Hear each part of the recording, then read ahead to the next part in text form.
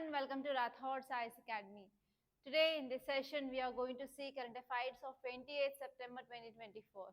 So today is Saturday, there is no opinion page and even text and context. So there are very less number of articles which are relevant from our examination point of view. And even if you see our editorial page, so 2 articles are irrelevant and only 2 articles are relevant from our examination point of view. And we are going to cover each and every article which is from our examination point in 360 dimensions. And if you're watching this analysis, please do watch this analysis daily, because whenever I discuss this mains 2024 analysis, there I said how my current affairs directly came in your papers, and even I gave you some examples to how to compensate. And one more announcement I need to make here is we are going to start prelims test series. So prelims test series for 2025 is going to be started from 29 September 2024. So in this we are providing entirely 35 tests, which include subject wise test, sectional test, current affairs based test, CSAT, and as well as full length test. And here we are providing both online and offline. So online is 3,500 and offline is 5,500. And if you want to enroll this, and you can contact on the number which is given here, that is 8074765513. And even I want to show one more thing. So you know that if you're going through our YouTube channel and community, I am posting mains answers of the students, right? So within just 3 months of time, I'm very proud to say that my students are excelling in answer writing practice, in their academics, everything. So if you want to be in that position, and if you want to clear this UPSC for sure, and if you want to get conceptual clarity, and if you want to have the right approach for UPSC, and you can come and join our academy, and we are going to start our GS foundation course from October 4th onwards. A new batch is going to be start from that. So if you want to join, and we are providing both online and offline, and offline price here is 90,000 rupees, and if you're getting offline admission here, you're also going to get live and as well as recorded videos access as well. So here we are going to have everyday answer writing practice based on current affairs, and on every Sunday we'll be having revision test, and even we are going to include essay and as well as answer writing practice, and even you will be having CSAT also included in this, and you will be having interactive sessions as well. And we do provide materials along with prelims test series and as well as mains test series. So all these that you are going to get as a part of your foundation course.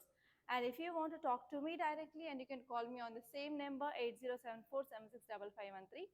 And if you want to visit our academy, so it is at Ashok Nagar in Hyderabad at pillar number 36.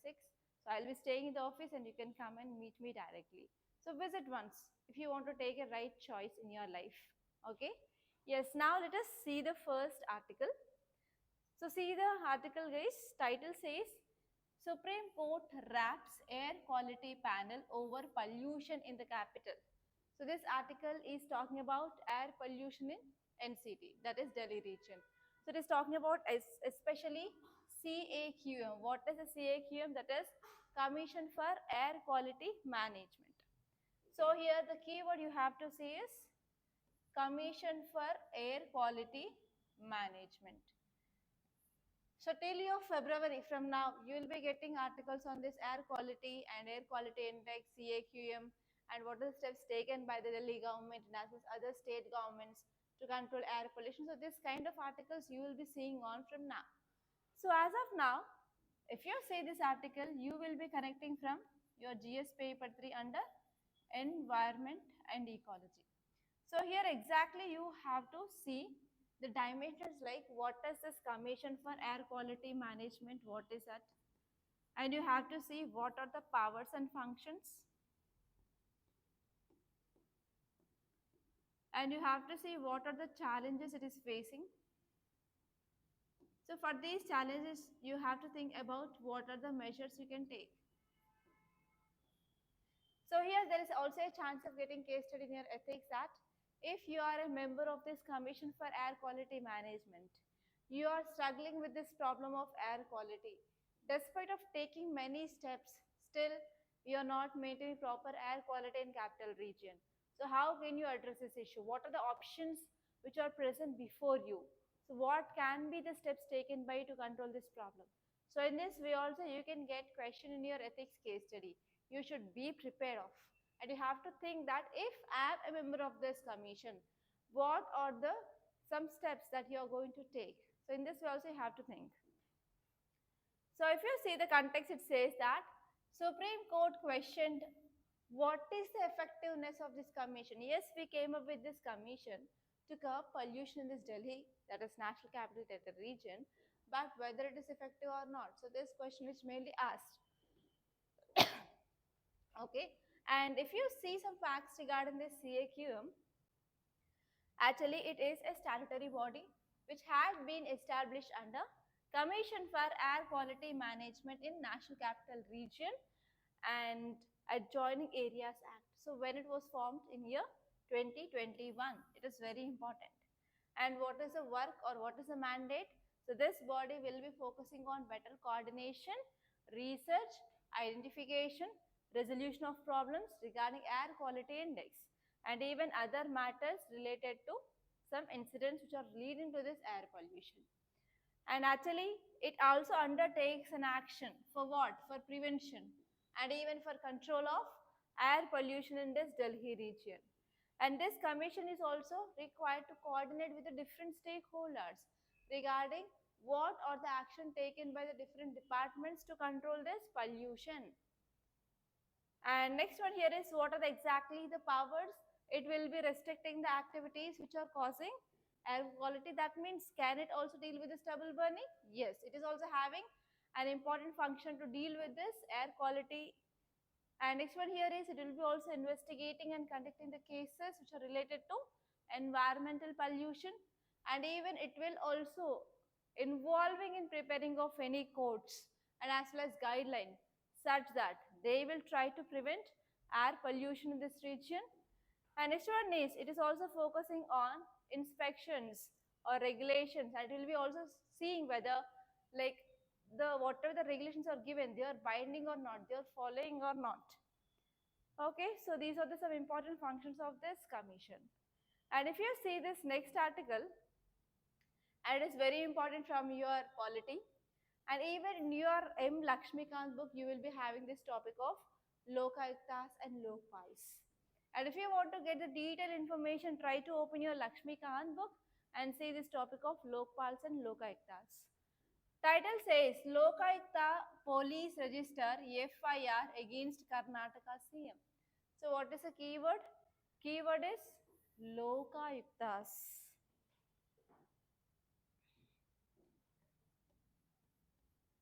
Lokayuktas. So from which subject you will be seeing this? From GS paper 2 under polity, and even from GS paper 2 under governance, and from GS paper 4 under ethics.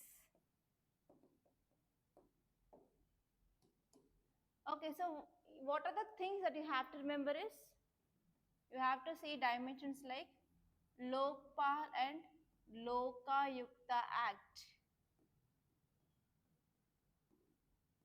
So Lokpal is at central level and Lokpal it is at state level. It will be investigating about corruption. There are anti-corruption bodies in our country. At central level we have Lokpal and at the state level we have Lokayuktas. And you have to know about role of Anna Hazare. So whenever you are writing any essay introduction regarding anti-corruption body, you can write about importance of this Lokpal and Lokayuktas Act which had been passed in our country because of this Anna Hazare. You have to know about this Anna Hazare movement. And next one is who are the members appointed as Lokpals and as well as Lokayuktas. And you have to say what are the challenges they are facing. And you have to see what are the measures we have to take to ensure efficiency of functioning of this Lokayuktas and Lokpals. And you have to know why it is in news, now, that is present context. So this present context that you can use while you are writing your mains as in your GS paper 2 or GS paper 4, and even you can use as examples or case studies in your answers, so that you can add some value to your answers. Okay. So now let us see the context. Lokayukta police, they have filed an FIR. So it is against Karnataka's present chief minister. His name is Siddharamaya, and not only on him, and even on his wife and two others in this Bengaluru court's order. So why they had been allegations? What are the allegations? Allegations are regarding irregularities in site allotments by the Mysuru Urban Development Authority. So actually the prime accused in this scam is Siddharamaya. So because of this, he had been arrested, and actually Lokayukta police, they had filed an FIR against him. So if you see the important things, what you have to get from this article here is FIR which is filed against now the sitting chief minister of Karnataka, means we can understand that Lokayukta is playing a very important role in increasing accountability among the public officials, and as well as it is also focusing on improving of trust in the governance as well. So whenever there is any allegation regarding the sitting officers, if Lokayukta is going and filing anything against them, means obviously it will be increasing the public trust on this kind of organizations. And next one here is we can understand that court directed that FIR can be filed, so that we can understand that judiciary is directly ensuring checks and balances. That means we have three organs of government: executive, legislature, and as well as judiciary. So one power should not be exceed over another, so that we have this concept of checks and balances that you will be reading detailedly in your polity. So what is this checks and balances concept? So how judiciary is checking legislature and as well as executive, how legislature is having some power control on this judiciary and as well as executive, how executive is controlling judiciary and as well as legislature. So we have some examples, and you have to know that concept clearly. And if you see the political impact, the incident could have significant repercussions of Siddharamaya's political career now. Okay, and even the ruling party's image will go down, particularly in an election year. And this one here is there is allegations of irregularities in the site allotments. It refers that yes, corruption is happening at local governance. So we need to take some political reforms in this local urban bodies. And next one here is, yes, whenever such a high profile cases that are change in the public opinion, that will leads to increased scrutiny of elected officials. So here, if the people are losing the trust, means they can cause law and order issue. There will be no proper peace because they will do protest. And if you're talking about some facts regarding this Lokayuktas, Lokayuktas is the Indian Parliamentary Ombudsman. And actually, so they are at the state level, and at the central level we have Lokpals, and they are anti-corruption authority. An important work or objective of this Lokayukta system is to make investigations of grievances and even allegations against public servants. And if you see the origin of Lokayuktas, that can be drawn from ombudsmen in Scandinavian countries. So from the Scandinavian countries, we have a concept called as ombudsman. So from that, we took this concept of Lokpal and Lokayuktas. And in India, ARC, that is Administrative Reforms Commission, also recommended that yes, we need Lokpal and Lokayuktas to control corruption in our country. But actually, this act which had been passed in year 2013 because of Anna Hazare. But before that, also several states of our country, they passed the laws for creating an institution of Lokayuktas. And if you see, first state in our country is Maharashtra. Maharashtra came up with this Lokayukta bodies in 1971 itself. And if you see the appointment, who are appointed, so Lokayuktas, and also we have Upalokayuktas, they were appointed by the governor of the state. While appointing, the governor will be consulting Chief Justice of that state High Court and even leader of opposition in the state assembly. It is very important. And what is the tenure? Tenure it is for normally 5 years or till they reach 65 years of age. Okay, and one more important point is once they retired, so they are not eligible for reappointment for the second term. And next important article here is UK Prime Minister Starmer backs permanent seat in United Nations Security Council for India. And we are talking about the Security Council from last 5 days.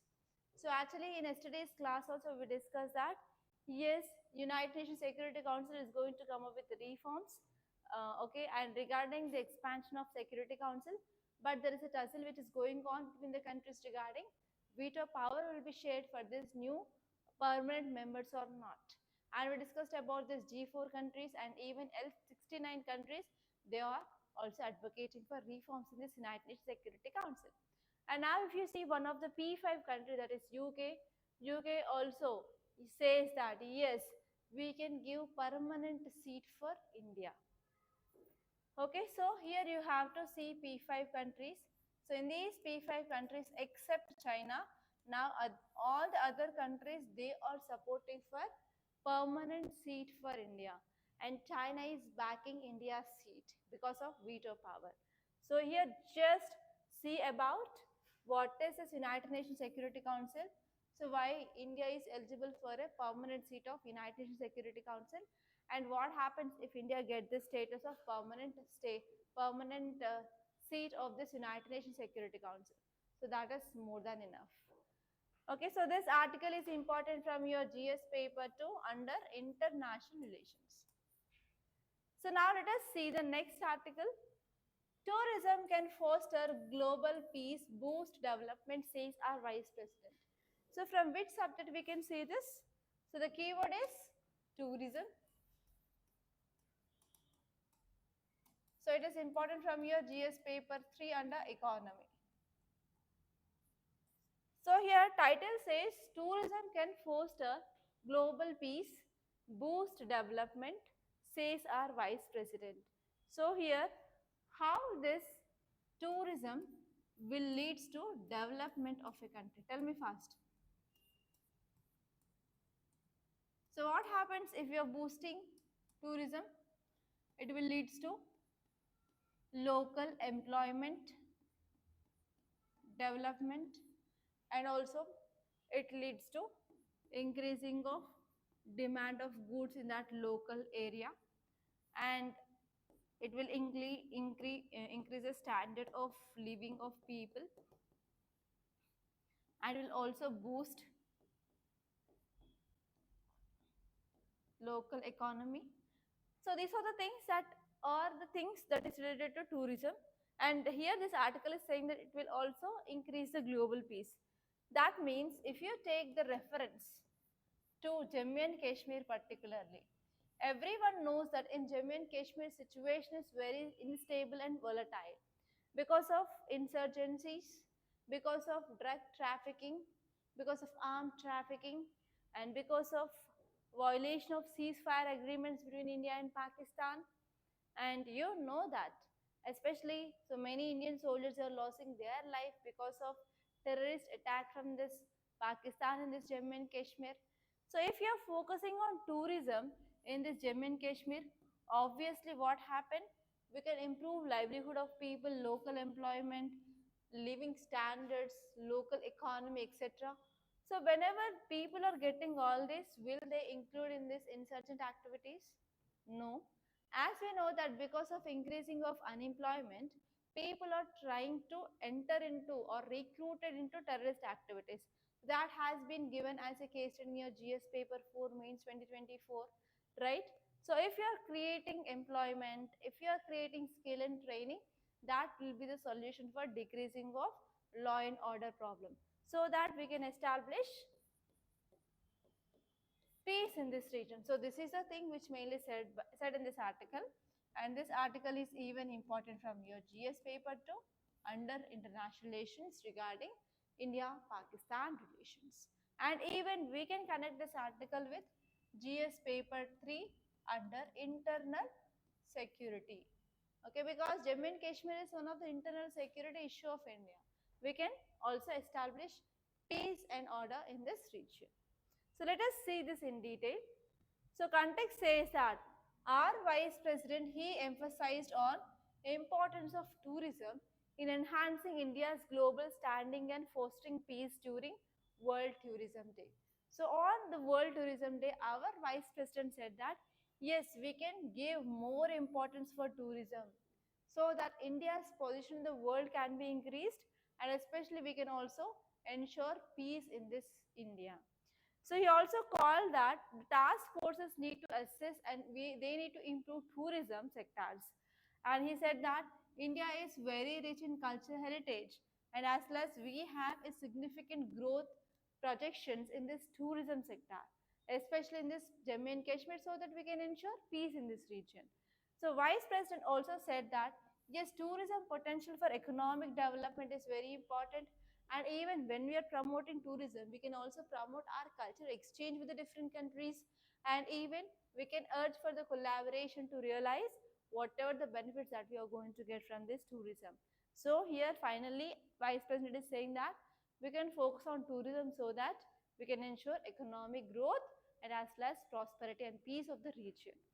So if you see some important points that you can get here is, first one is our Vice President, he says that we need to have collective efforts.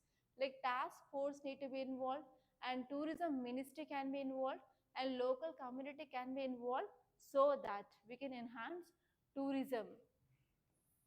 And next one here is we have to focus on economic engine. When we recognize tourism as a crucial for our economic growth positions, and it is one of the vital component in India's ambition to become a developed nation by 2047. So India has a target of Viksit Bharat. So what is this Viksit Bharat? India need to get a status of developed country by 2047. So if you are having these internal security issues, can we achieve this target? No, we have to resolve these internal issues as soon as possible, and we have to promote on this tourism. And next one is India is having very rich historical and cultural heritage. So here we have to attract more international visitors if you are focusing on the tourism, because India is also well known already for the different countries across the world that India is very rich in cultural heritage.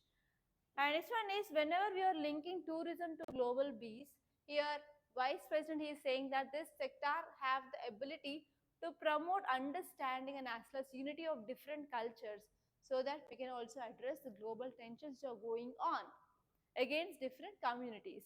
And this one is if we are going for transformation of the Jammu and Kashmir's tourism landscape, then it mainly reflects about our government strategies regarding revival of tourism in this Jammu and Kashmir so that we can also improve this tourism sector in our country. And next one is even if you are focusing on improving of tourism, we can raise local communities and we can raise local employment opportunities, and as well as we can increase standard of living of the people so that the economic development can be done at grassroots level. And next one is even there will be the increasing of hospitality groups in education institutions, and we can get investments in the skill development and training so that well-trained workforce will be there for our booming tourism sector in our country. Clear? So these are some important things that you have to see. And see one important article here. Bangladesh infiltration has changing demography of Jharkhand's region, says ST panel. So you all know that what happened in Bangladesh, political instability, and Sheikh Hasina, former Prime Minister of Bangladesh, she fled from Bangladesh and she landed in India. And she also tried for asylum in different countries, especially West Asian Arab countries, and she didn't, right? So as you all know that because of the reservation policy of Bangladesh that led to political turmoil in Bangladesh, and now it is under control of whom? So military leader, he is taking as the as he formed the interim government. We don't know like what is the future fate of elections in Bangladesh. So and even there are some problems with Indian foreign policy as well. Still now we had only good relations with the Sheikh Hasina government, but not Zia Khalida government. So it is one of the opposition party of Bangladesh. So actually because of this political instability, many people from Bangladesh, they are coming out of Bangladesh and they are entering into the states which are sharing boundary with Bangladesh. So one here, if you see, this article is saying that Union Home Ministry submitted one report. So actually National Commission for ST, NCST, National Commission for ST submitted a report. It said that so there is Bangladeshi infiltration takes place in Jharkhand Santal Pargana region. So actually this region is having the mainly the population of Santals. They are STs, that are scheduled tribe people. But because of infiltration from this Bangladesh, there is changing of demography in this Jharkhand. So whenever this infiltrations or like insurgency is happening, is it good for the nation? Is it good for the security? No, it will lead to socio-economic tensions. And again, here we have to take some actions. So here you have to see, like, if you are an administrative officer in the Santal Pargana region, you found that Bangladesh insurgents are entering into your so and so district. So because of these people who are entering from Bangladesh to your district, so there is changing of demography is happening, and slowly it is leading to increasing of socio-economic conflicts in your region. So how efficiently you will take the steps to control this, or what are the options that are present and which options you will be choosing. So in this way also you can get ethics case study. Okay, clear? So you have to focus on this. And see this article, BRICS. BRICS significant for multipolarity, global diversity, says Jai Shankar. So this article is talking about BRICS. What is this BRICS? It is a grouping of Brazil, Russia, India, China and South Africa. So are these only the nations? No. So there is expansion of membership of BRICS is happening now. So here you will be reading this topic from GS paper to under international relations. And now let us see why this is in news, because our external affairs minister met with his BRICS counterparts and he said about the role of BRICS in multipolar world. So here in this meeting, so they took on the sidelines of 79th session of United Nations General Assembly. Okay, so now let us see what is the importance of BRICS, which said by our External Affairs Minister. So our External Affairs Minister, he said that yes, there is increasing of recognition of multipolar world now. Especially here, multi-nations, they are dominated by a single superpower. So earlier during 1960s, we had Cold War era. So during this Cold War era, so we had a they used to be having like two blocks. One block is led by USSR and one block is led by USA. So at that time we have single multi-powers. But now here in 2024, so normally the power is vested with the groups, not a single country. So this is the thing which mainly said. So here now there is a changing of shift from single superpower towards multiple nations. And this one here is, he said that we need to make our global governance inclusive. So for that he is asking about increasing of permanent membership for this Asian and as well as African nations in this United Nations Security Council. And they are asking that expansion of BRICS is also very important so that the voices of global south can be heard and the problems of these marginalized countries will be getting some solutions. And inclusivity is very important for addressing of these global challenges. And he also said that for multilateral organizations, we need to have the reforms that I talked about. And this one here is they are also focusing on sustainable development goals. So here, if the countries are not coming together and they are not taking steps together, can we achieve the sustainable development goals by 2030? No. So for that, we need proper collaboration between the countries. And this one is we are also focusing on strategic economic discussions. So they took topics like fair trade. So recently, fishery subsidies of India is in news. So which had been filed in WTO. And even you know that China stopped export of antimony, which is one of the critical mineral. So again, it is not causing a free and fair trade. And even domestic protectionist policies of US. So because of all these things, what happened? the economic cooperation is properly not happening, and even there is financial disparities if you are seeing from one country to another country. So because of this, you are not going to get stable economic environment. So if you want a stable economic environment, we need to have strategic economic discussions so that whatever the issues we are having between the countries, that can be resolved. And next one here is we need diverse diplomatic engagements. Like we have recently Quad, we have recently SCO, and we had recently BRICS and United Nations Summit for Future. So in all these organizations, so we need to go for comprehensive engagement of the global affairs. And this one here is even we need to provide empowerment for the non-Western nations. So if you see most of these global organizations or global dialogues, so which countries are dominating? Obviously Western countries, the European countries or developed countries. But what about these less developing countries and as well as less developing countries? So here we need to go for empowering of these non-Western nations. So here whenever we are empowering these nations, we can ensure rules-based international order. So this is the thing which mainly said. And see here one article, keep the fire of self-respect movement. So when you are reading your Indian freedom struggle, okay, Indian freedom struggle, so we will be studying about the self-respect movement. So what is self-respect? What is self-respect? Respect to oneself, right? So actually why this self-respect movement came into picture? So if you go to this Vedic period, so from Vedic period onwards, there is increased dominancy of priest, increased dominancy of Brahmins. So have you see if you watch any old movies, so Brahmins will be having different customs and different customaries. For example, if they will be having any feast, so whatever the food they are going to consume, they will be cooked by one Brahman, and they need to follow some rules and regulations before cooking, while cooking, and even who will be serving and the place where they will be eating their food. And do you know like any occasion if you're celebrating, so we'll be not celebrating any occasion without this priest? Yes or no? That means can I say there was Brahmanical dominancy? So do you know about this religions like Buddhism and Jainism, why they emerged? Because of they want to decrease the authority of Brahmins. So this is the one common objective of this Jainism and as well as Buddhism.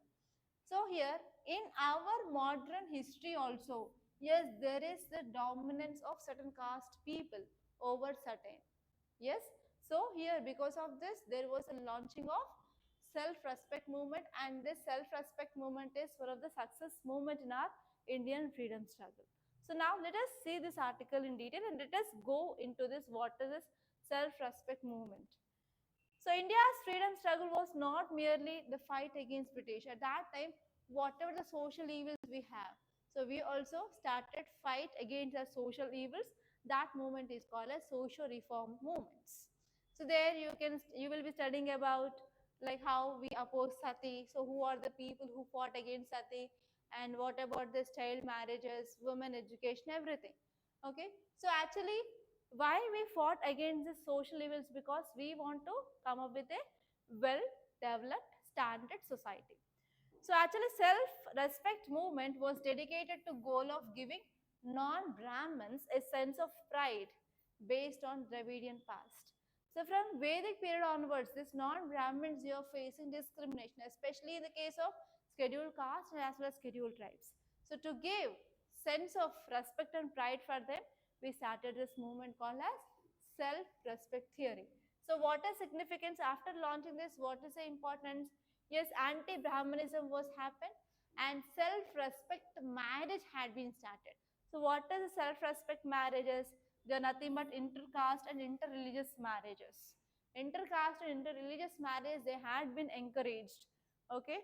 And next one here is even marriage ceremonies without Brahmin space also started after once we started this self-respect movement. And next one is in our after we got independence, Tamil Nadu passed a law that legalized Hindu marriages without Brahman priest. Okay, so it played a very important role in our religious reforms. So whenever you're writing about religions reforms in India after independence or post independence, you have to include this self-respect movement, and you have to write about the law which passed by Tamil Nadu which legalized Hindu marriages without priest. And this one is the monopoly of power and the influence which enjoyed by the Brahmins, which had been decreased because of the self-respect movement.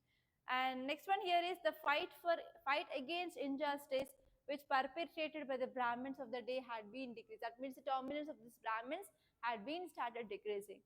And the practice of having separate dining places.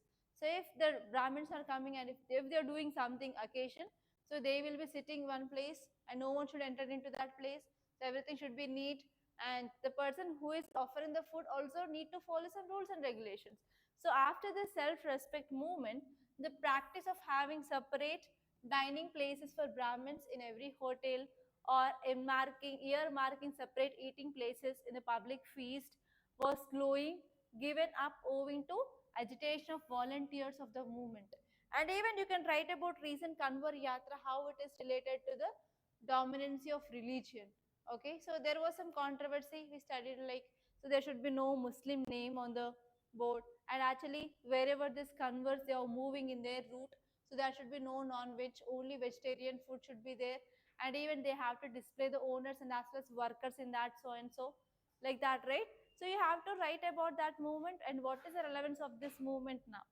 And was largely responsible for making effective change in the social life, and majority of the people through its ceaseless propaganda against superstition beliefs based on the religious traditions. So actually now here the superstitions regarding this religion had been brought down. It is one of the great social reform movements that had been taken in our country. Okay, so that is the thing you have to see. And next important editorial is staying the course, the center and states need to fight air pollution together.